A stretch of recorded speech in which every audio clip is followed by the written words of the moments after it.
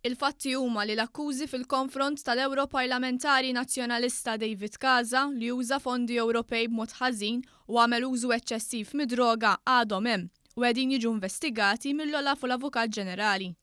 Huwa fl-interess tagħna li nkunu nafu l-verità. Hekk iddikjara l-editur maniġerjali Xavier Balzan għal-artiklu li der fuq Times of Malta li huwa għen lill-whistleblower li serva ta' ex-impjegat ta' David Casa għal snin twal. Tinkixef il-fatt li jien qed ngħin il-whistleblower ma xiex nikxfu xiex. X'qed nikxfu? Il-fatt jibqa' li il-fatti fil-konfront ta' David Casa f'żewġ affarijiet. L-akkużi fuq id-droga, l-akkużi fuq il-mod kif intefqu il-finanzi għadhom hemm. Għadhom hemm quddiem l-Avukat Ġenerali ta' Malta u quddiem l-Olaf. Jekk kien hemm lik fuq dal-każ, jiena m'għandux ikun il-ġurnalist żgur li japprova japprofitta lilu nnifsu. Il-fatt huwa x'inhu l-interess tagħna li aħna nkunu nafu l-verità? B'affidavit ġuramentat il-whistleblower tkellem dwar kif David Casa kien jagħmel użu eċċessiv mid-droga kokaina.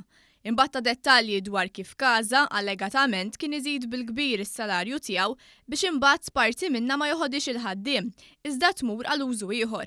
Saħansitra fuq il-karta l-ħaddiema tiegħu kienu jitħallsu iktar minnu.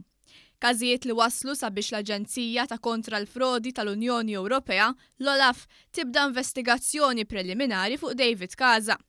Xavier Balzan qal li kull ġurnalist suppost jaf li huwa fl-interess ta' kull ġurnalist li jipproteġi l-oriġini tal-istorja, jiġifieri il-whistleblower. U kif l-interess tiegħi li wara li rajt l-evidenza kontra David Casa, jiena nara li l-affarijiet li jinkitbu b'mod bażati fuq il-fatti, u b'l-iktar mod ċar u bl-istess mod li jkun hemm konfidenzjalità.